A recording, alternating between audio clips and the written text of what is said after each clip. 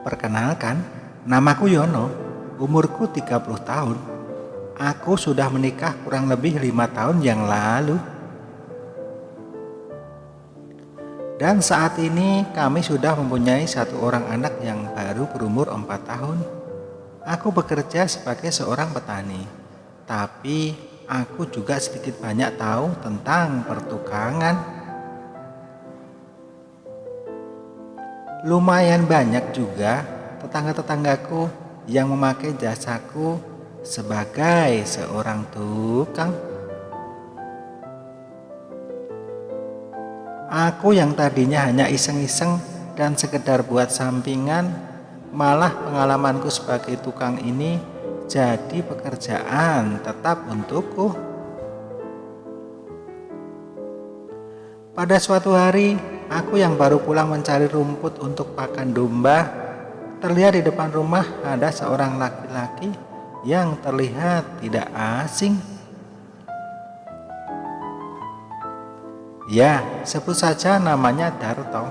Dia adalah seorang perantau yang sukses bekerja di luar kota, tempat ia mencari nafkah untuk anak dan istrinya. Akhirnya kami pun mengobrol. Setelah kurang lebih 30 menit kami ngobrol, rupanya Darto menyuruhku untuk membetulkan pintu dapurnya yang mulai rusak. Dan juga merapikan dinding tembok dapurnya yang katanya mulai retak.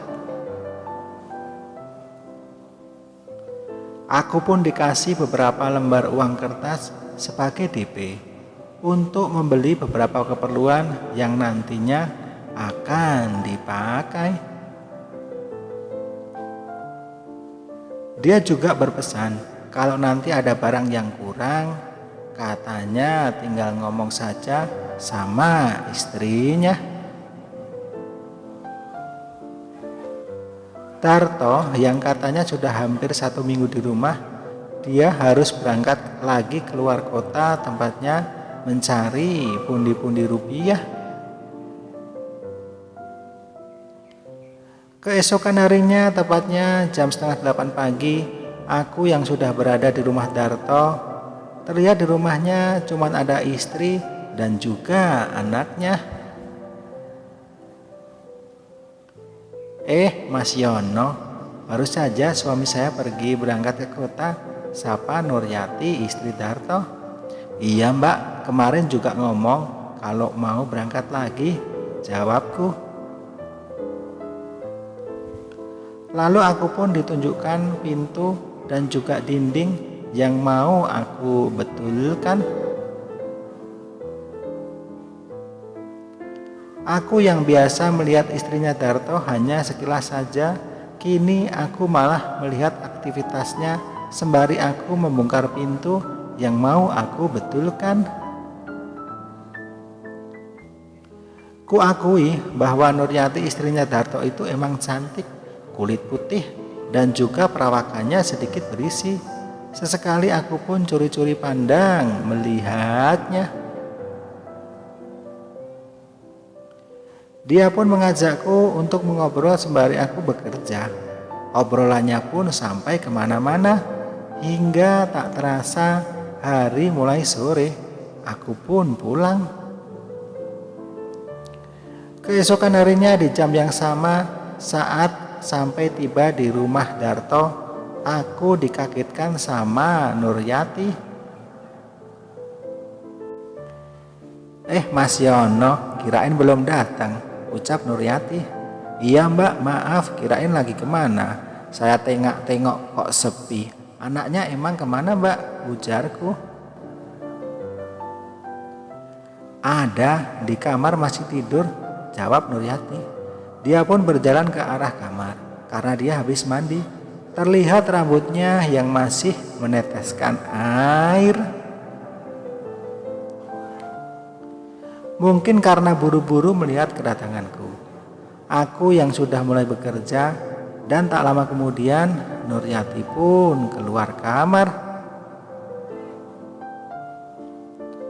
Lalu dia duduk di kursi dapur dan mulai memotong sayuran yang ia ambil dari rak di samping kompornya. Aku dan Nuryati pun mengobrol lagi, sembari melakukan aktivitas kami masing-masing.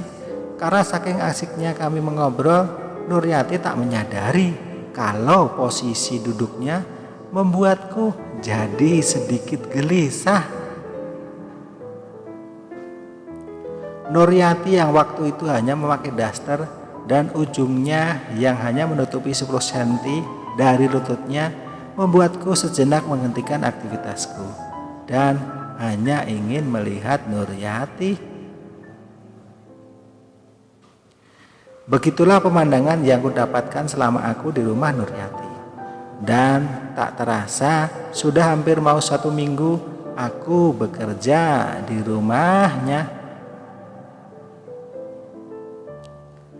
Aku dan Nuryati pun semakin akrab, hingga kami sedikit banyaknya mengetahui keluh kesah rumah tangga yang kami alami. Kini aku juga mulai memberanikan diri untuk memuji dan juga sedikit menggodanya.